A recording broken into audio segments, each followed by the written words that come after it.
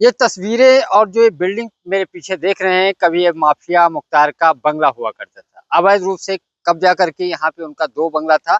लेकिन जब योगी सरकार बनी तो माफियाओं और जो भू माफिया थे उन पे अंकुश लगना शुरू हो गया और ये अवैध जमीन को योगी सरकार ने कब्जे में ले लिया। मेरे पास है प्योर पाव भाजी का मसाला, प्योर पाव भाजी मसाला, पाव भाजी को टेस्टी बना डाला, सबका राजा आल प्योर मसाला। जो उनकी बिल्डिंग गिरी थी उस पे बुलडोजर चला।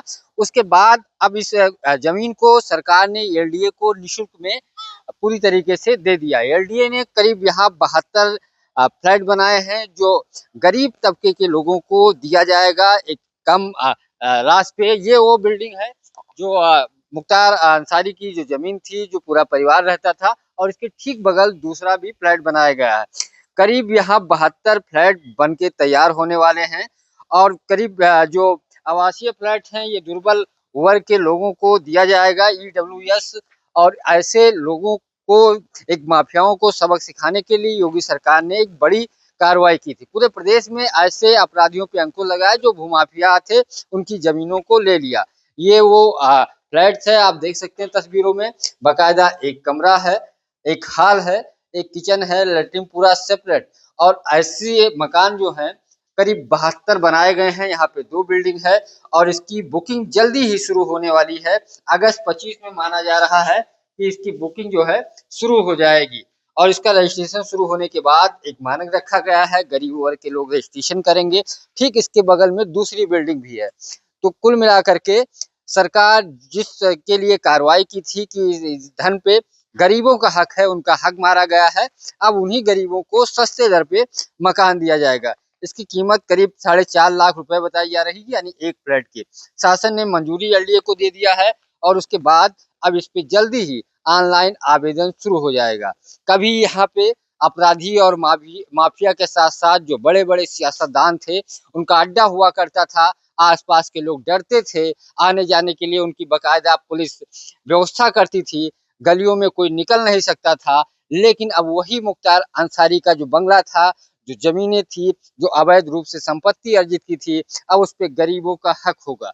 यानी मुख्तार अंसारी से जो मुफ्त कराई गई जमीनों पे अब गरीबों का आशियाना होगा। ये कार्रवाई योगी सरकार में ही संभव थी।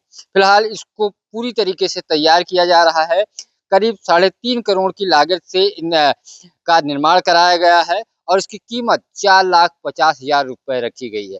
यानी जिनको आवेदन करना होगा उनको आय प्रमाण पत्र बनवाना होगा और अगस्त महीने में ये कहा जा रहा है कि 15 अगस्त के आसपास सीएम के हाथों इसका शुभारंभ कराया जा सकता है। ऑनलाइन की जो प्रक्रिया है आवेदन लेने के बाद वहीं से शुरू हो जाएगी और इसकी जो पूरी तैयारी है, रेनोवेशन बाहर से किया जा रहा है, अंदर से बन के बिल्डिंग तैयार हो गई है। जल्दी ही उन गरीबों के सपने पूरे होंगे जिनका अपना आशियाना लखनऊ में नहीं है, उतना बड़ा बजट नहीं है, कम पैसे में एक मकान उनको बेहतर और सबसे अच्छे यानी प्राइम लोकेशन पे पड़ेगा। हमारे लेफ्ट की तरफ बहुखंडी मंत्री आवास है, बगल में वीवीआईपी गेस्ट हाउस है और राइट साइड में डीजीपी ऑफिस है जो है। तो यानी लखनऊ के सबसे बेहतरीन और वीआईपी इलाकों में गरीबों का अपना आशियाना जल्दी ही जो उनका सपना है वो पूरा होने वाला है।